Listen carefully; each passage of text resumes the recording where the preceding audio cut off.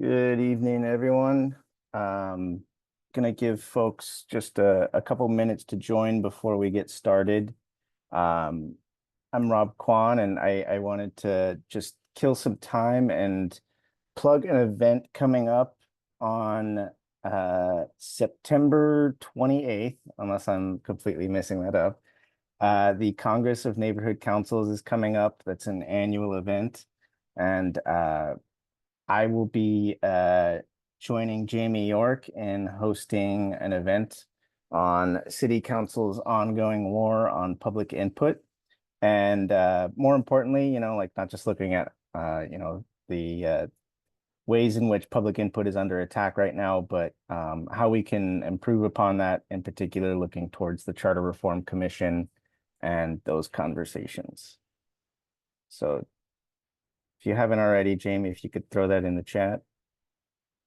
Anything you want to add? Definitely encourage, even if you're not part of a neighborhood council, to come out. It's not just for neighborhood council members. And there's a lot of really good programming through the Congress. And I think it should be a really good conversation and action plan. Very good point. Um, with that, we can go ahead and get started. Welcome. We are talking about how you can follow the money at City Hall today. And purpose for this, I think just kind of before diving into that all, this weekend, you might have seen in the LA Times that there was reporting on a developer getting fined or potentially fined for 444 laundered contributions. Um, and looking at that, where that all started was a couple LA Times reporters looking through contributions and realizing there were a lot of people who were employed by this developer who were donating money. And their employment was, it's not abnormal to see some architects, some lawyers at the higher end of staff contributing, but people who are, groundskeepers, housekeepers donating max contributions and them all happening at the same time. And they found out that this guy was laundering money and he was reimbursing them for their contributions. And that all started, just looking through campaign finance data, knowing what to see, knowing what to look for, and realizing something was off. Um, One of the stories I like to tell, not everything ends in really saucy um, ethics violations, but when I was just getting started organizing at City Hall, we were working on an issue involving LAPD. And we had a big coalition, meeting lined up with Gil Cedillo. And this was like his issue. And it was a meeting that he'd been putting off. And we had a really important, set of draft ordinances that we were hoping to talk about. And for whatever reason, he did not want to have this meeting. Um, got some intel leading into it that, he might have been working with the council president and talking with the chief of police, and that they had their ducks in a row. So we knew to kind of have some reservations about what was happening. But it just so happened that the office holder accounts were filed for just recently for Gil Cedillo. And looking at that, I saw that he had recently met with the police commissioner. And in the notes, it said that they met for lunch or something, and that they talked about the specific issue that we were organizing around. So when we met with Gil Cedillo, he said that he had not read the draft ordinance that had been submitted to him months prior. He didn't have any opinion on it. So it was really just looking like a waste of a meeting, but I knew I could just kind of tease out some questions and see how honest he was being. And I asked, when's the last time you met with the police commissioner or the chief of police? And he said, I haven't met with them in forever. And I asked, you have talked to any of the police commissioners about this? And he said, no, not at all. And, just the night before, I had been looking at something that showed a month prior to that, he had met with the commissioner. So Nothing scathing, but it gave me intel. It gave me confirmation to know that shouldn't trust this person and that there was reason to believe that they were trying to hide something. And with that, the purpose of this whole thing, we're trying to pierce the bubble at City Hall. This is a small group of powerful people that operate in their own little world. A lot of it goes unreported, even in papers, like the LA Times. So this is to the extent that we can gather some intel and learn what's going on. We can as advocates, journalists, campaign workers have a leg up. And apologies right now, somebody's ringing my doorbell and my dog is not liking it at all. Um, and nothing at City Hall happens in a vacuum. This might be small stuff, but collectively it can give you an idea of what's going on. Money is unfortunately the lifeblood. And by tracking this data, you can discover news when it's happening at its original source, ID conflicts of interest for our elected officials, understand who's trying to influence them. And at its core, the thing that really gets them most worried is what's a threat to their job. How does this impact their electoral chances? And one quick note, this is not legal advice. This is for educational purposes only. If you have any specific questions, get a lawyer or talk to the Ethics Commission. These issues can really turn on fact-specific information. So I'd highly encourage you, if you're looking for a specific employee and whether or not they have to file X form and what the specific requirements are, you're going to have to look into the Ethics Commission's website. There's just way too much on the plate here to go into every single issue and talk about how it impacts every single person in a department. There are conflict of interest codes for every single department in the city. So there are no clear-cut rules that are neat and tidy like that. We're going to be talking about kind of the ethics and transparency end of things first, conflict of interest, lobbying, behested payments, contracting. Then we're going to move into campaigns, give you an idea of what that landscape is like, what's unique about LA City elections. And then for the last 20, 30 minutes or so, hopefully have some time to go through the Ethics Commission's website, look at all of the neat features there, and go on to close things out with some city, state, and county legislative updates. One note, this is a really dense topic. There are a lot of complicated issues involved, a lot of jargon. It might sound like a foreign language. There's a lot of numbers thrown around. Please do not be intimidated by it. The goal is to get you familiarized with these concepts so that it's easier as time goes on, as you get more exposure to understand exactly what's going on. Because this is its own language, there is a dictionary. The moneyinpolitics.wtf website has a really comprehensive dictionary of a lot of the terms involved here. Ben Welsh is a former LA Times writer, and that offers a really great resource just for understanding some of these things.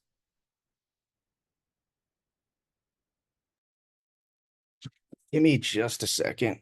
I would like to say hi to my dog real quick and just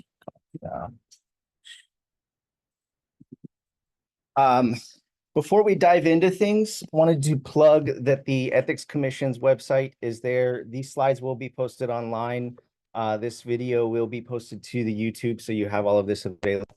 But there's a link there where you can subscribe for Ethics Commission updates. This is not something that's going to fill up your inbox. It's going to be Ethics Commission agendas, announcements of when they're finding somebody, really significant things. There's stuff in the database that you can look at whenever you want, but throughout the year, there are a number of important reports the Ethics Commission puts together that provide a lot of context, helpful aggregation of data, so you can analyze this stuff as a whole and see things like who are the top 10 lobbyist spenders in the last quarter or even in the last year. There is a city candidate guide for the city races. That's city council, and our 3 citywide offices, the mayor, controller, and city attorney. And then there's a separate handbook for the LAUSD candidates. And that is because we have our weird relationship with LAUSD where they are under our charter. But unfortunately, when it comes to campaign finance stuff, that is not within our jurisdiction as a city council, as the legislative body.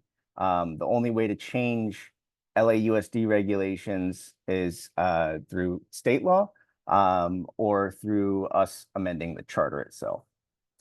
So you might notice that there are very different disclaimer requirements for the city or LAUSD that are very similar but slightly different. There's also a new and improved ethics handbook that had not been really kind of overhauled in a couple decades, but I noticed that that does have a nice new fresh appearance. That gives you an idea of, what kind of the ongoing ethics obligation requirements are for everybody across the city.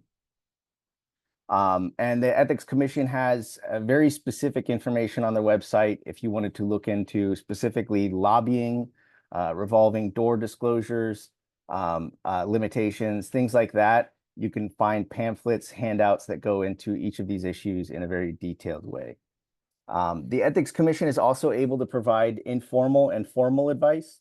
That comes with varying levels of legal protection, but know that that resource is there, and they are one of the most helpful government entities that you might ever encounter. So if you might potentially be under the jurisdiction of the Ethics Commission or subject to regulation, that is an option for you to reach out to them. So first up, we have the Form 700. This is the Statement of Economic Interest. This is something that all of our elected officials have to file. All of our department heads have to file them. Commissioners have to file them, and other city officials. And specifically, that is Schedule A employees in the conflict of interest code of that department. So you have to actually go look into, on the Ethics Commission's website, you can find each department and see who exactly is a Schedule A employee and see whether or not they have to file one of these forms. And it's very different whether you're looking at a council member's office or you're looking at a big agency like the police department. When does this have to be filed? It has to be filed when somebody is assuming office or leaving office. If they're appointed to office, they have to file one as well. This is an annual form. Form 700 day is on April 1st. So everybody that it's responsible for filing this form has to file it on that day.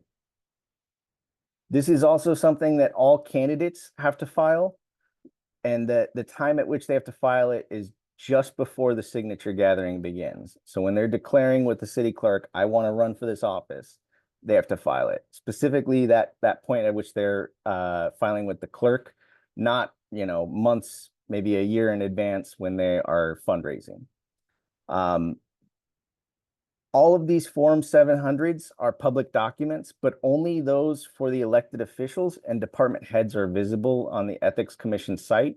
But because they are public records, you can email the Ethics Commission and ask for a specific commissioner or everybody on a commission. Ask for their Form 700, and they are usually very, very helpful in making sure that's to you quickly.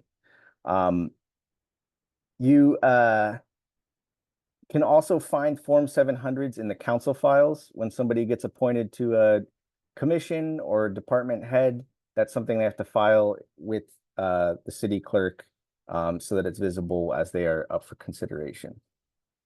You can also find these on the election totals page.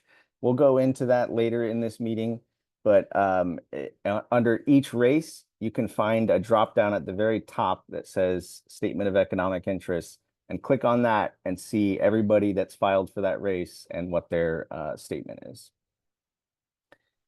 What is on this form? You have all kinds of good stuff: investments, business entities, trusts, real property. They also have to disclose if it's a rental property where they're getting income from. Income, loans, gifts. That could be tickets to an event that somebody gives them, or that could be every holidays, these council members and elected officials give each other something, whether that's a box of muffins, some custom Converse sneakers, or whatever, they got to include that. This is to disclose, for the sake of transparency, but also to ensure that people are aware of potential conflict of interest. This only covers the year prior. So if they were previously employed, I'll just give an example, a very specific one. Tracy Park used to work for Burke Williams, this big law firm. And she actually was poised to vote on one of their items to give them an outside counsel contract. And I called in public comment and I flagged that, and she actually recused herself after that. She is now well outside of that 1-year window. So she no longer has to include that on her Form 700, and it is no longer something that requires her to recuse herself. For our commissioners, that data on recusals is made public. It's not for our elected officials. The Ethics Commission also has a role in identifying, hey, this person on the Airport Commission has a conflict of interest. Is this too much? Do they have too much business in this area to allow them to continue doing this job? Jamie. I just also wanted to say that there are some notable exceptions to what you need to include, which includes things like your primary property that you live in, despite the fact that there are conflict of interest rules that go around like your ability to vote around like where you live that are still in effect. And also things like mutual funds are excluded. It's really only specific stocks, but if you're in something like an S&P 500, that wouldn't be included in what you have to disclose. And that also spousal income is another part of what needs to be included in other spousal interests. Yeah, I'm not 100% sure. I was just looking at some FPPC guidance, and I think for like spouse, they only have to disclose like half of the income as far as Correct. the value. So there are Correct. really, really hyper technical issues. And if you are just bored, the FPPC has some guidance on that stuff. But thank you, Jamie. That's really When important to when flag. when I filled out mine, I had to get advice from the FPPC on gifts that my spouse had received from students to see what the value was and did it count if it was from a child. Yeah. A really important note for income investments, they are not required to give an exact figure. I've got $200,000 in Google stock. They're only required to indicate in the specific ranges on the form. So over on the right side of the screen, you can see one from a person that's up for consideration to join the police commission. And Jamie caught, this was a form that was submitted to the council file that the person up for an appointment had an enormous investment in Palantir Technologies. So that was something that Jamie caught. That they just had a public safety committee meeting on this item, and Councilmember Soto Martinez asked about this investment. Got kind of a very unsatisfactory answer where the appointee said something about how they really are distrustful of technology and rambled on, but never really addressed, well, hey, why do you have 100,000 to $1 million in stock in Palantir? There is about a $900,000 spread there in potentiality for this investment. So it's kind of fuzzy, but it does give you some idea whether or not they have a small or relatively large or enormous investment. And for some of our elected officials, like our city attorney, they have so many investments that they have a separate spreadsheet that they put together just to track all of that stuff. Jamie. Another fun thing about this police commission, when getting to the point of that they're often properly not done right, this police commissioner applicant only disclosed stock interests. However, he's currently listed as being a working attorney, and there was no income disclosure on this Form 700 with regards to the kind of income being pulled in through clients as a working attorney. So that was another thing that caught my eye, is sometimes it's not just about what's there, but about what's not there and how that matches up to a biography. That is a super important point. We are not just looking for what's there, but what is missing. And generally speaking, folks are pretty bad about compliance with some of these things.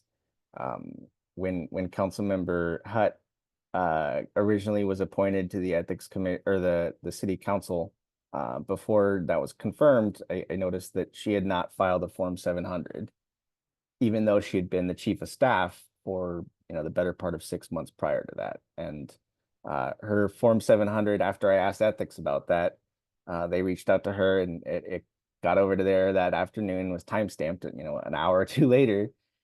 So it just goes to show that, some of this unfortunately is the honor system, and maybe, they're not going to get eviscerated by the ethics commission and ruthlessly fined, but they will be forced to clean things up. The next fun issue, and this is probably the most complicated area, and that is the Form 803 behested payments. This specifically applies to elected officials. There are other people who have to report behested payments, like lobbyists, but the nexus of it, the really core element, is an elected official asking someone else to donate to an entity. And that can even be an entity, a nonprofit that they control. Mayor Bass has the Mayor's Fund, which is a nonprofit she uses to do good out in the community. And a lot of her time is spent asking, foreign countries, local companies, businesses, sometimes developers, contractors, hey, can you cut a big, nice, fat check for us to do all of this good stuff? Whether that's, helping community organizations or really big, homelessness initiatives. There was an enormous expansion in behested payments during COVID, because so much of the city response was also being funneled through that route as well. Behested payments have to be filed semi-annually. They're disclosed in late January and late July each year. Mayor Bass has opted to voluntarily disclose. I don't know the exact number of days that she, complies with it in, but she is pretty diligent about disclosing her behest payments throughout the year, in a timely manner. And Jamie, before I go on, I'll throw it over to you. I actually had a question about that, because I with the semi-annual disclosure, it's 30 days though for the elected official to file, and then have that forwarded on to the FPPC. So that's the other thing that I wanted to point out, that even if the disclosures are less frequent, the elected official's obligation is 30 days on 803. This is not an issue I know super well, so I will defer I there. was I just literally know, just looking at it to help research something for somebody, and it's 30. at least what's available for us publicly is on a semi-annual basis.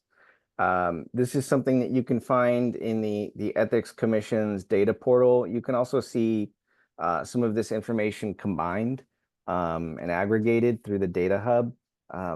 You'll be able to see that a bit later.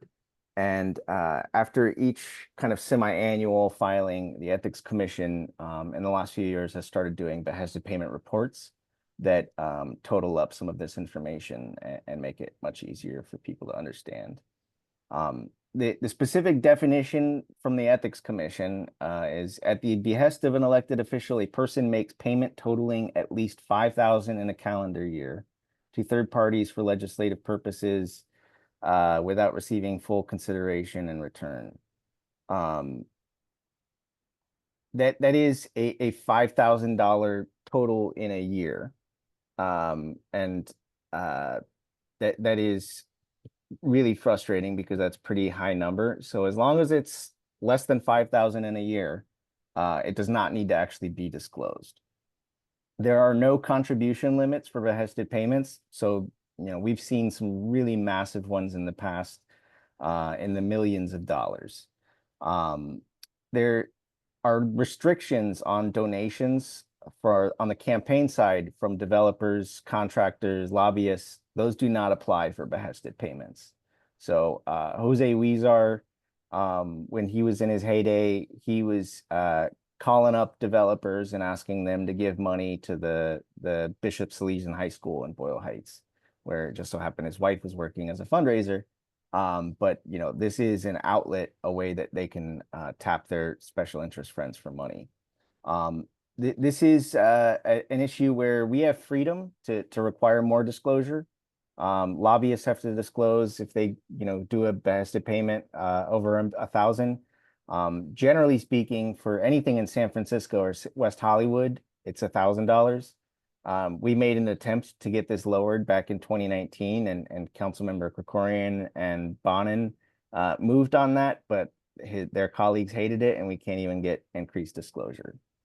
And there are a number of exemptions to the behested payment kind of area of law. Like if an elected official just sends something out on their social media and makes a general call for people to donate, that's not something that's covered. What we're looking for is an elected official calling somebody or reaching out to them or sending something in the mail and asking them to donate to an entity. Another example of that, every year there's an American Diabetes political roast. One of the recent hosts of that was, you know, Bob Blumenfield, and he doesn't even have to ask anybody to donate to trigger his obligation to report. If his name is prominently featured, his image on the brochure, that's enough to require him to disclose it. Jamie. Just two things I wanted to flag is that it's the $5,000 is in aggregate. So say I ask you for $2,500 for this elementary school and $2,500 for this high school, that would still count. It doesn't matter if it's split among different recipients. And it's also not just cash, it can be items. So if an elected official calls up Keys on Van Nuys and asks them to donate a truck to their favorite charity, and Mr. Keys does that with a truck, you'd also have to report the truck. So it's not just cash payments, it's any item of value at its fair market value. Yeah, I forget the exact. I know that there was a kind of like in-kind contribution donation thing that Mitch Englander funneled back in the day. I forget whether it was with Airbnb or somebody else, but I use the North Valley YMCA for a reason. Mitch Englander and John Lee are big fans. Oh shit. Give me just a second. Jamie, do you want to help me? There we go. So some other information available on the Ethics Commission's website. Again, this is non-exhaustive. We would really have to do like a 4-part series to cover everything available out there. And I don't know if there's the bandwidth or stomach for that. But if you want to get deep into it, department contracts, those have to be filed quarterly. I mentioned Gil Cedillo's office holder account. That's money that our elected officials are able to use. They're able to raise in limited amounts. They're able to transfer some money from their campaigns into it. But this is money that they can use for, you know, their offices to get out their good name or do good deeds or whatever. That is a separate campaign account that they have they have to report quarterly. Lobbyists have a whole bunch they have to disclose as far as what they're doing, who they're trying to influence, and they have to disclose information about what kind of bundling they're doing on the fundraising side. They can't donate directly, but there's a whole bunch of information there.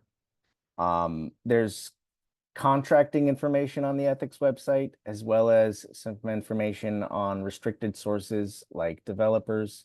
That's a really limited kind of narrow term under city law that only applies to larger discretionary projects where there might potentially be some sort of council involvement.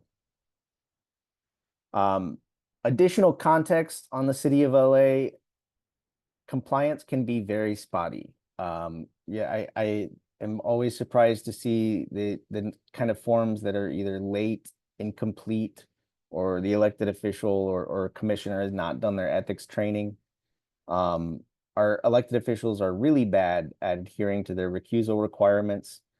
This issue of behested payments, they always find thoroughly confusing. I remember when we were pushing for reforms on behested payments, um, times where we were speaking to an elected official and they were asking like really basic elementary questions that just illuminated they didn't know what they were. Turning to their chief of staff and asking like, who files these for our office? Um, so it's just kind of a murky area as far as understanding. And as you might be well aware of, our current definition of lobbying, who is a lobbyist, is really, really difficult to enforce. So this is not, there might be people that you feel like that is a lobbyist. They are a lobbyist, but they might technically be um, able to evade their requirements to disclose. For the city of Los Angeles, our local campaign dynamics, we have really, really large districts, costly elections, and until recently, really low turnout. That's changed since we've aligned our elections with state and federal elections. Nevertheless, our incumbents still have enormous advantages. They more often than not win, but we have seen 3 of them go down in recent years.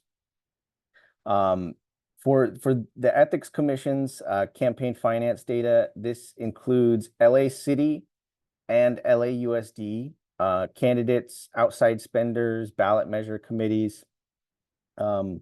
Independent spending plays a huge role in our local elections, and with LAUSD in particular, that is where all of the action is.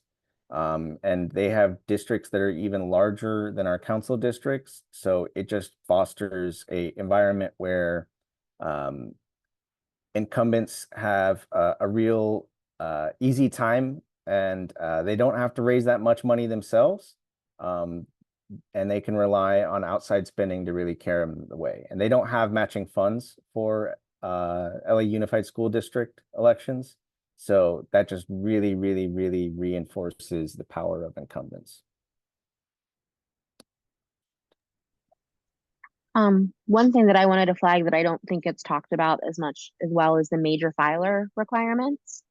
Um, so if you're an Oregon or a person and you're spending $5,000 or more in a calendar quarter for things like public relations, media, advertising, an ad in the LA Times is maybe a great example, to try and sort of directly, but indirectly influence is something that's before city council. That's also something that you would have to file. For instance, there was a like AIDS Healthcare frequently runs ads in the LA Times on some of the things that they're going for with city council, and they'll file copies of that. But I do think that that's a kind of influence building that's underlooked at because the form's a little bit hidden in the ethics disclosure thing. But I do think that's an important one to look at to understand another way in which money is moving to influence. You might remember Mike Bonin pissing off the LA Police Protective League, and that resulted in them putting up a bunch of billboards attacking him and sending out Mike Bonin themed flip-flops. And that was something that quickly appeared in the filings, and it was a massive chunk of change, at least a couple $100,000. So definitely a lot of action on that end. For the city of Los Angeles, we have some unique rules here, and that actually leads to a lot of consultants hating working on LA City campaigns and sometimes refusing to because we don't make it easy. We require a lot, and that's why it's great that we have an election commission or an ethics commission, so there's somebody to turn to as far as compliance. but we do not make it easy. There are strict fundraising windows. When Adam Schiff ran for Senate, his big enormous advantage was he had been for decades amassing a very, very large war chest of money that he could just push forward. You can't do that in the city of LA. Kevin De Leon has hundreds of thousands, millions parked in other accounts that he cannot use for his city elections, which if he was running for another office, he more than likely could either use all or part of it. In the city of LA, for our citywide offices, you have 2 years to raise money. For city council, it's 18 months, and that is prior to election day. As I mentioned, you can't transfer money in and out. And something that really does create a burden, but also offers enormous transparency is if you're submitting a mass communication, you have to disclose that. So if you've got a new campaign video, if you've got a mailer, a lit piece, a door hanger, a campaign sign, there's a long, long list of things, and some of them might not be, so easily readily apparent, like a walk sheet or a donation form. If it's going out to roughly 200 people, you have to file that with the Ethics Commission. And that is a 5-day window to file prior to qualification to appear on the ballot. And then after that point, you have to file within 24 hours. So this applies to everybody out there, the candidates, the outside spenders. That's something that's helpful to see because, there's enough for campaigns to worry about. You don't need to be worrying about like a network of volunteers to collect mailers and text them to you. Like you actually have the transparency of knowing when you're being hit and attacked in a somewhat timely manner. And that gives you an opportunity to respond. So it's not, a world changer, but it is a really nice, unique thing that we have in the city of LA that does present some really big administrative challenges. In the city of Los Angeles, we have a public matching funds program for our city council candidates. They can get up to $174,000 in the primary, 217 in the general in public matching funds, matched at a rate of 6-1. Only a portion of that, up to $129, is eligible to be matched. You can see that animated in the graphic there. And this is something that has really changed the landscape. It's not necessarily important for challengers to have the same or even close to the same amount of money as their opponents, but they do need to have a critical threshold to have a fighting chance. And if a candidate is able to raise $50,000 in their own money and throw $174,000 on top of that, they are all of a sudden a entirely viable candidate that can take on somebody that has millions at their disposal. So this has been a really helpful program for the electoral landscape here. Rob, just before we move on, I thought I'd pose a Sure. question from the chat. Out of curiosity, should elected officials who request the Department of Neighborhood Empowerment to provide behested payments for community-based organizations need to report that as a behested payment since it's a little more indirect? If it's neighborhood councils, I don't believe, correct me if I'm wrong, Jamie, like they're not considered elected officials in the same way. It's city money too. So my inclination is that it wouldn't count in the same way. But Glenn does raise a really interesting question, I think, in the way that city money that's supposed to be used for certain dedicated purposes often can get routed to a politician's favorite charity and perhaps doesn't actually accomplish the purposes that it was originally intended for, much as we saw in the neighborhood council election spending advertising budget. I think that's what Glenn's saying, but I don't think it would fall under what's required under Form 803 because it's city money. If there are any other questions, please feel free to jump in. And just a few notes on kind of some of the other ins and outs. We have two very different kind of committees at hand when we're talking about campaign finance in the city of LA. There is the candidate committee that faces specific contribution limits. For city council, it's currently 900. I think the citywide, it's going up to 1600. That might be what it eventually will go to in the next cycle for LAUSD. So there are specific limits to how much you can accept from somebody. That does not apply for an independent committee. Technically speaking, they are not allowed to coordinate with candidates, but there are all kinds of ways in which they are able to coordinate, but it's not considered coordination. There is some FPPC guidance. There's like a whole brochure that goes into the ins and outs of what would be considered or lead to someone potentially being engaging in coordinated activity. Very fact specific and up to interpretation. But just for example, you could have a outside committee that is meeting with a candidate for endorsement purposes. And that conversation, as long as they're not talking about how they plan to spend money, would not be considered coordination. There, for aggregation purposes, that's basically the idea of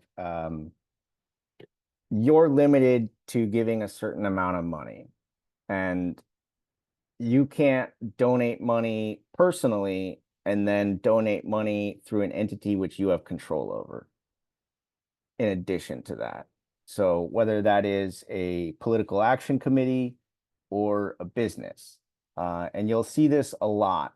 It's a pretty common thing where you'll see people who donated money, and maybe they donated $250 4 times, and that brings them just over that $100 threshold, that $900 limit. You might see situations where somebody donates from their personal account as well as their business account, and that is something that would be combined and faces a collective limit. For what we can actually see online and what campaigns have to report, it is only donations of $100 or more in a year. So if somebody has donated a few times, but in total it's less than $100, that is not public information at all. And that is collectively listed as unitemized. In-kind contributions, Jamie kind of alluded to that before. There are ways in which somebody can donate money to a campaign without donating money itself. Let's say it's a fundraiser that somebody's hosting for a candidate, and they own a catering company, and they provide some food for free. It could be somebody that works professionally as a graphic designer and offers their services for free to the campaign to help put together a mailer. They have to report, the fair market value of whatever that is. You might have a campaign that's hosting a fundraiser, and they ask for people to donate items for an auction. That's something that you'll see sometimes. That is something that has to be reported as an in-kind contribution. I mentioned previously there are a number of restricted sources, individuals in the city that, due to their nature as special interests, are not able to donate. There are also ballot measure committees, and those are issue items that are going to be in front of voters, and they do not face any contribution limits at all. That is something that you'll see coming up with quite a bit on the ballot. And one of those ballot measure committees is run by Councilmember Kevin De Leon, who is using that to get his good name and pretty face out to voters in support of some state measures that have nothing to do with his presence on the ballot for District 14 at all. There are also situations where elected officials end up in legal trouble, like we've seen with Councilmember Ridley Thomas and Councilmember Price, where they set up committees to raise money for their legal defense as well. Some of the big players, people who have business in front of the city, as well as some of the most ruthless out there. We have the LA Police Protective League, representing the rank and file of LAPD. The LA Fed, the umbrella organization for all of our local unions. There are a number of really big players out there and usual suspects that you will see spending money from the outside, but also, you know, sometimes they're just really throwing money around to everybody. Like if you're an incumbent council member, you're probably going to have Lamar Advertising put up a billboard for you. They just kind of go around and tip everybody out. And there are a number of ways in which they can offer their influence, whether it be the campaign side, office holder side, independent expenditures, hosting fundraisers, offering event space, donating to favored causes, things like that. On that note, we are through the first chunk of our presentation on kind of the background. I just wanted to see if Jamie had anything to add, if Yeah. anybody has any questions before we take a spin around the ethics website. So if you were hosting that fundraiser in your home or office, there is an in-home or office exception on food and beverage of $500 that's considered exempt for hosting that event. So that's another part of that wouldn't be considered part of the in-kind. And then in terms of like the graphic designer donating their time, you actually would not have to report that. Some people do, but essentially what ethics and the rest of the state has said is that labor has no value when it comes to how they value in kind. So you can volunteer your time and your work. It's the actual monetary value of a thing that's what matters. So you could do the graphic design for free, but if you did a big vinyl sign of that graphic design, it's only the value of the big vinyl sign that you would have to report. And that's another way too, where we've had situations too, where if you are an employer, you can actually have your employee donate up to just under 10% of their compensated time without that being reported as well. So you can direct an employee to do services as well, which is like super minutia niche, but it's something that it's come up when I was doing fundraising. Good stuff. And we are to the portion where we're going to take a spin through the Ethics Commission website. This is the homepage, and I think what I am always drawn to, if you're just a complete junkie and you want to see the latest filings, you can scroll to the bottom, and this is, you know, the most recent stuff that has come through their portal. Right now, it's just a lot of outside spending on the LAUSD side, but you can see a restricted developer registration over there. You can find meetings and go back and work your way through those agendas and find different reports on some of the items that we've talked about. This resources tab is where you can find some of the publications, all that good stuff. Some of this information is kind of like cross-referenced, but you can go by specific area, program, communities, and find your way around there. The main place I just want to start, and this is kind of where I spend most of my time, is the election totals page. And you can see here that there is campaign finance data going all the way back to 2001. And it's just really noteworthy that this is something that is we are blessed with. This is not something that is available at a state level. You're stuck working through a horrible website that is badly outdated and sifting through PDFs. It's going to be they've been in the process of overhauling that for like almost 10 years. I forget the latest, but it's going to be at least a few more years before we see proper campaign finance transparency at a state level. And it's frankly even worse for LA County. You don't have anything like this page where you can just cleanly see totals for all of the campaigns. Jamie, I see your hand up. I don't know if that's old or if you got something you want to hop in with. It's a relic, but the county page is terrible and I hate it. And it's an abomination that should be set on fire. It's really bad. The county page, according to the Ethics Commission, is based off of a system they set up about 20 years ago and the county bought from them. So just gives you an idea of how badly outdated it is. So the latest on the state portal is not before December 2026. After the all-important governor's race. So right now I'm on the 2026 page, and you can see the only two candidates who filed so far are Karen Bass and Heidi Feldstein Soto.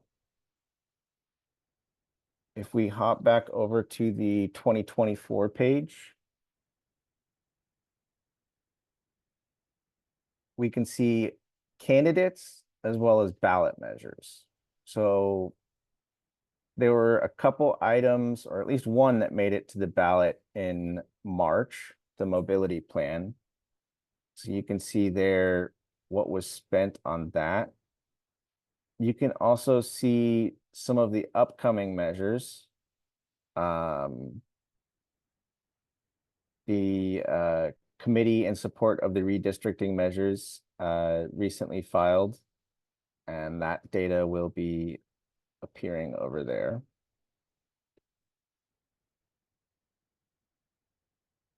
On this totals page, you have everything you need. You can see the individual races here up the top. And if I click on this, it's going to bring me directly down to District 2.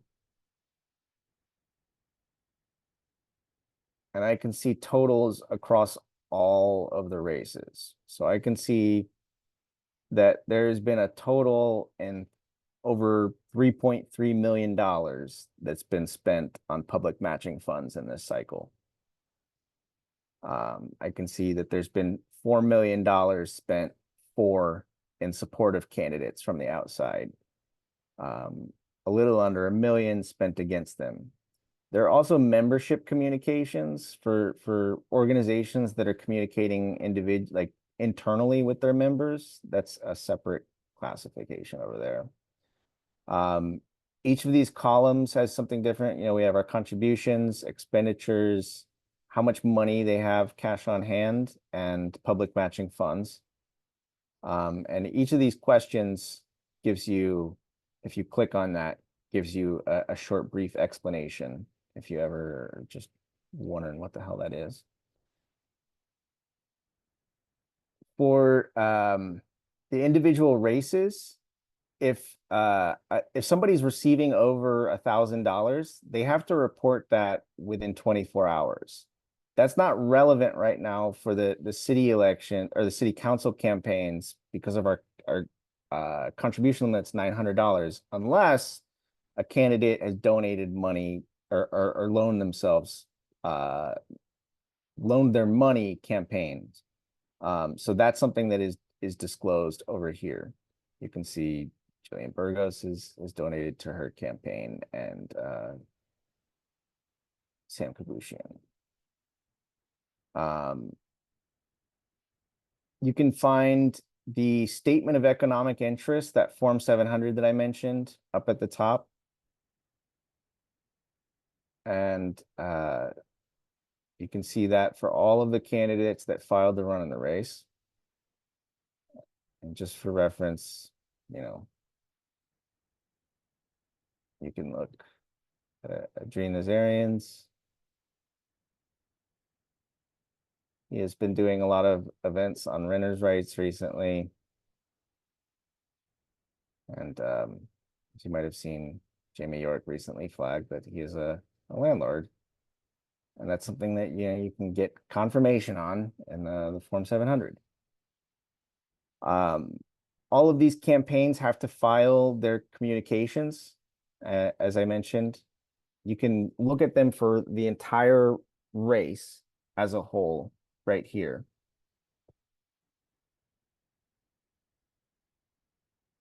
And as I scroll down further and further, I'm going to start to see other candidates from March. That's a lot of information. If you were just looking to see for the individual candidate, you can click on their name, and that's going to drop down the full set of reports from them there. It's going to provide two other options there for you to play with. There's contact information, where you can find, the address for the campaign, the treasurer, their website, things like that. And just as you could look at the campaign communications for all of the candidates in the race, you can just click on their name there and see individually. And like that's 62 things to file. It can become quite a job in and of itself, but that does provide you with the ability to look and see exactly what they got brewing. You can click on the door hanger.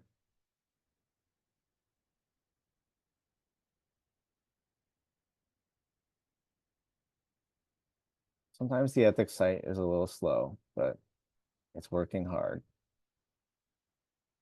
I'm gonna let that load and move on. You'll notice a number of different indicators. Willie Fort withdrew, so he got an X next to his name. All of these people with check boxes next to them are the individuals that made it onto the ballot. The two candidates that go onto a runoff get that little indicator there. And if I go back to one of the previous cycles, you can see that the eventual winner gets a different indicator as well. And Nithya Raman has a star. Same with Imelda.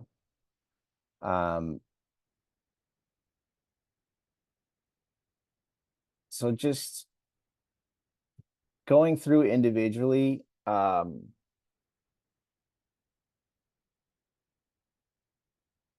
say with our most recent filing from Kevin De Leon, I have two options here. If I want to look at how Kevin's spending his money, I can go big and broad, and I can click over here at that 617 and see all of the spending he's been doing for his campaign.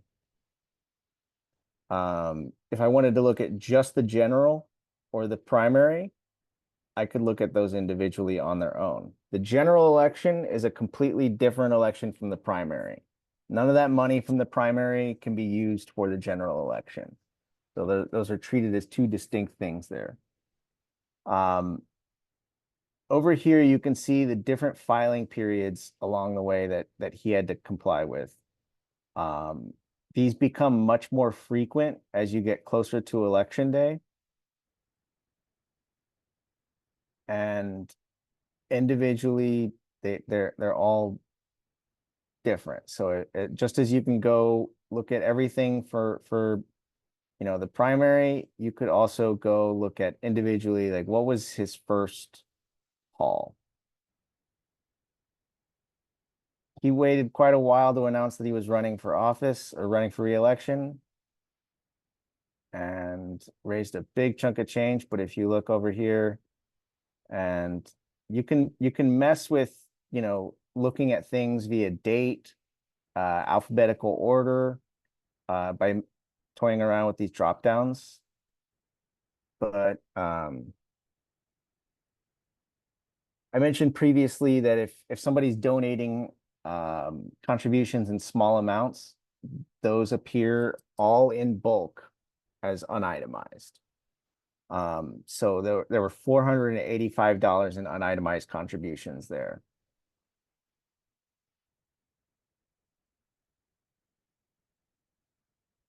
Sometimes when I'm looking for donations, I'm looking at like I'll give you an example. If I were looking at Jillian Burgos's haul from earlier this year, you know, I'm gonna look at contributions. I'm gonna maybe toy with it by looking at it from what's a negative amount, who got money returned,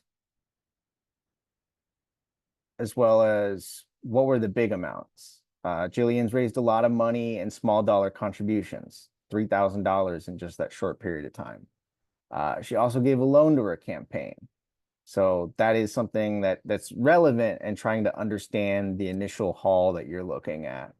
So a lot of times when I'm looking at somebody's fundraising, I'll mess with this just to see the high and low end and get a feel for where those are.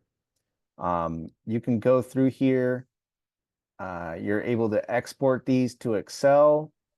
You can change the number of results you're looking at individually on a page and work your way through.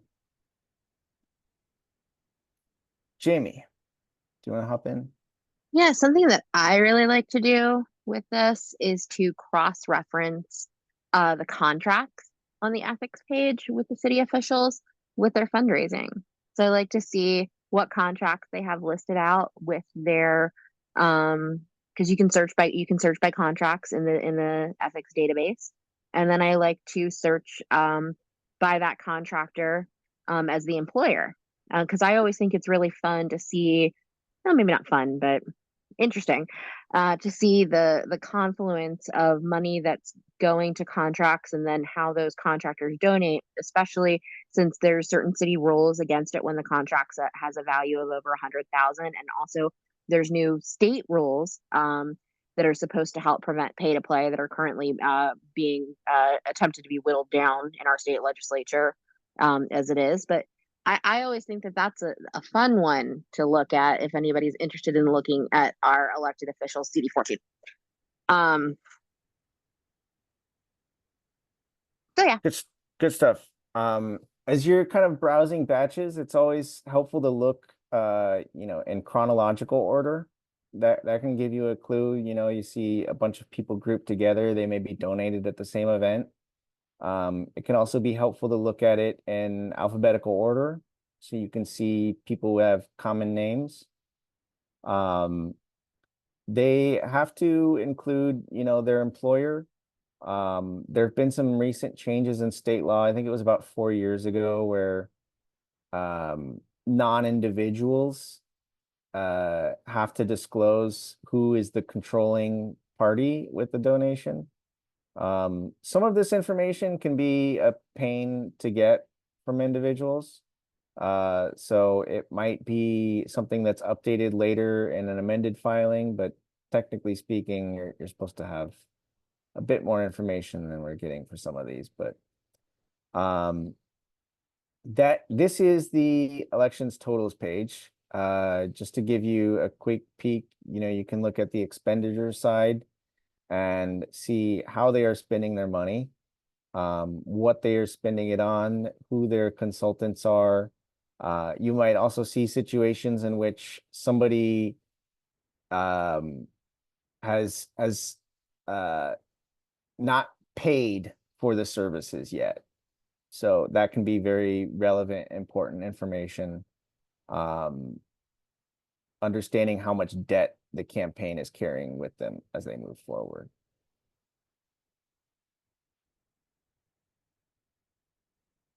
So I just hopping back to the door hanger that I mentioned. As you can see, that information is there for you to look at in its original form.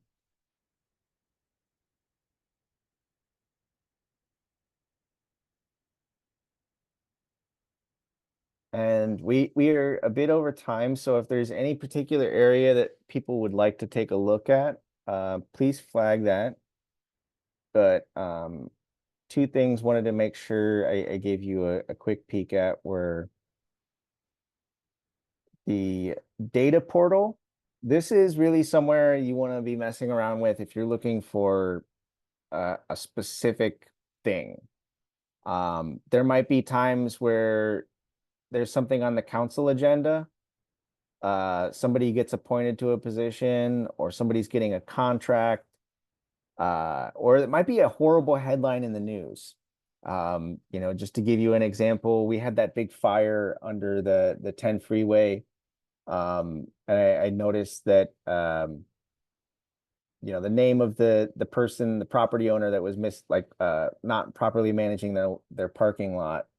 I just plugged it into the ethics database. Sometimes I'll just do that to see who's doing what. And they have donated to a number of local campaigns. So just sometimes out of amusement, we'll throw stuff in there. But you can just throw their last name, first name. Sometimes you have to mess with it because people file with initials or slightly different spellings for the employer, and that can throw things off. But you can search for that by throwing it in there. If you want to be more specific, you don't necessarily have to, but you can identify the specific committee that you're looking for. And there are also additional options. You don't need to include all of this information, but if you wanted to look for specific amounts, all that kind of stuff, you can really set it up however you'd like. Contract information is over here. So you see there's, you know, drop downs, options as far as what you're looking for specifically. If you're looking by vendor, or you're looking to see exactly what a department's doing. Jamie? One thing I did want to flag is that when it comes to looking at independent expenditures, sometimes what we'll see happening is that the independent expenditure will be kind of layered in how the money is received. So you might see these big donations to the independent expenditure from like Los Angeles Allied for Jobs PAC, and then nothing listed under Los Angeles Allied for Jobs PAC. If you search for like who donated to that. And that might require you then to go to the state website, the SOS website, to actually figure out who the individual contributors are. That's one of the ways that the money is commonly sort of hidden, and that they make it harder to follow the money, especially with the independent spending. So you will sometimes have to then go to the outside the city ethics website to really get a sense of who the actual companies or contributors are when they do that kind of PAC layering.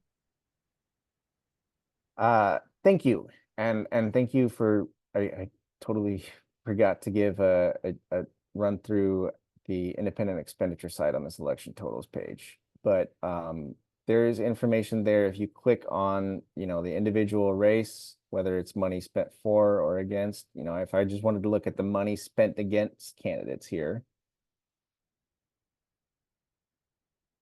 you can see, you know, what was opposing Nithya Raman, what was opposing Ethan Weaver.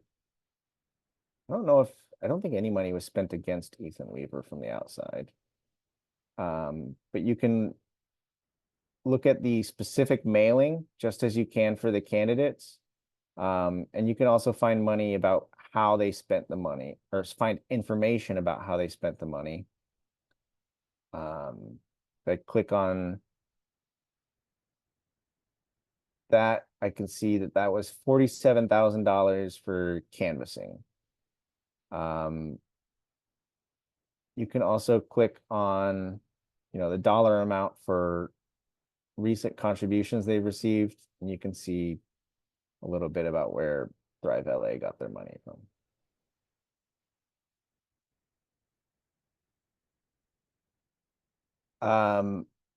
Just moving through the portal, the ethics tab is where you're going to find the Form 700s. You will see some office holder communications here. but really they're kind of bad about complying with that. The behested payments form 803 is over here. So just to give you an example, if I just search, I'm not even going to put anything in there.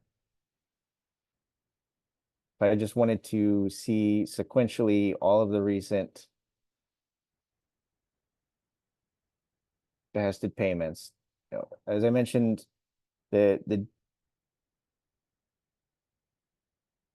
only things from July moving forward technically, or nothing from July moving forward technically had to be disclosed here, but Karen Bass has disclosed all of this stuff through July and August there for your disposal. Some of these rather large, some of them smaller. You can see who the office holder is, who was making the donation, and where it was going to, as well as date, amount, when it was filed, etc. If I wanted to look just specifically at an individual council member, that's also available for me. So I just want to look at not even an individual council member, I want to look at District 12. As I said, District 12, big fans of the North Valley YMCA. On the lobbying side, you know, we were working on some ethics charter reforms earlier this year, and I spotted a registration for the LA Federation of Labor on ethics charter reforms, and that was the first big sign that the thing was probably going to be gutted. But that's something where, you know, having eyes on this stuff can be helpful. You can see what kind of activity they've been engaged in. As I mentioned, they also have to report behested payments. So that is also there for you to see.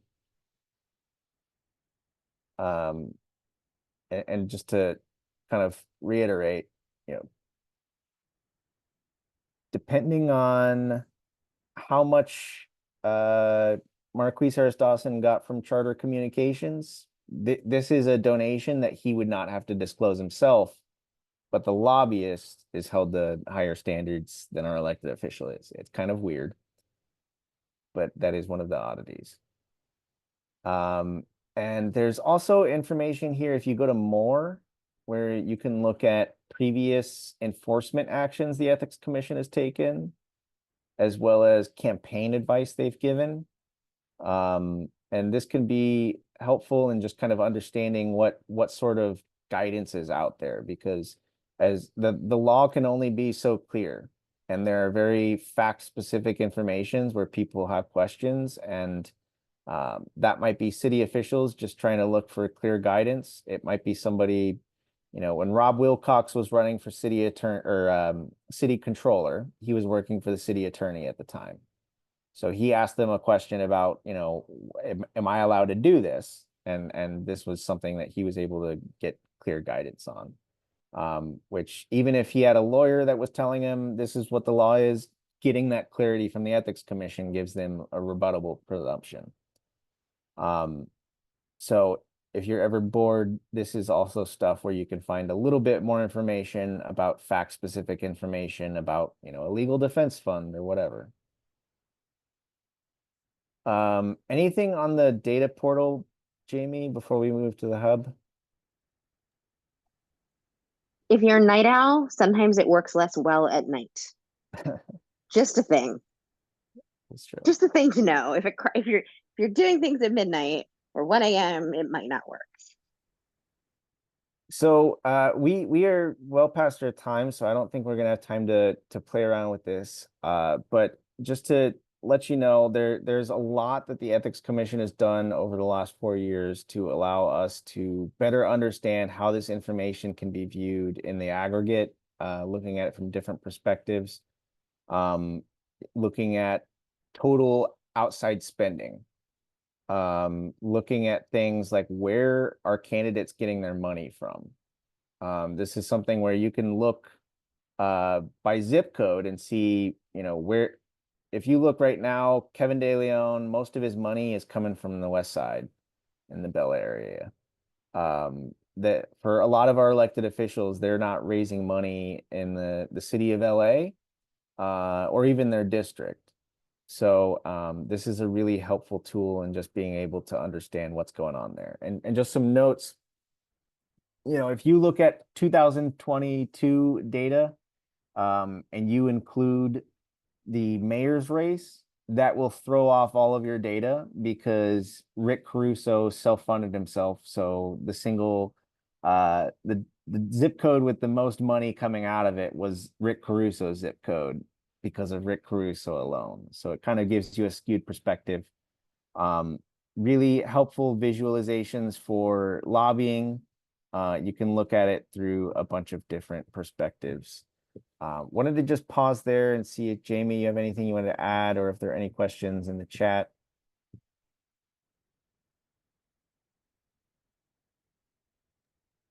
No, that's it. So really quickly, just wanted to fly through and note a few things. The county is moving forward with its ballot measure on charter reform that was approved in a split vote. And that is one that remains to be seen what'll happen there at the ballot. But there is some mobilization for and against it happening.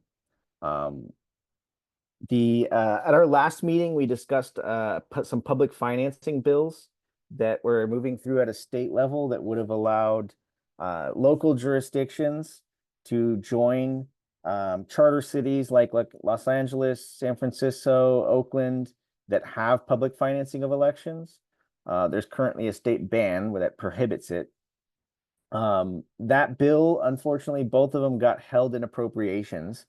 So that will be those will be reintroduced in the next session, and we will have to go through and double down our efforts to make sure that ends up on the 2026 ballot. That was the target all along. So it's nothing that's a big setback, but the hope was that we would have that clarity and could start focusing on the campaign. But there was also a horrible pay-to-pay bill that was moving through that we talked about that would really weaken some recent changes in law that tried to clamp down on pay-to-play. That was amended by Senator Dodd, I believe, and really avoided some of the worst attributes and avoided wholly gutting it. So California Clean Money, Unreg LA, others have given that its blessing. That is moving forward for the governor's potential signature. And there is also a very, very bad bill that came out of nowhere on the pay-to-play rules for the Metro Board for Los Angeles. It's AB 3123.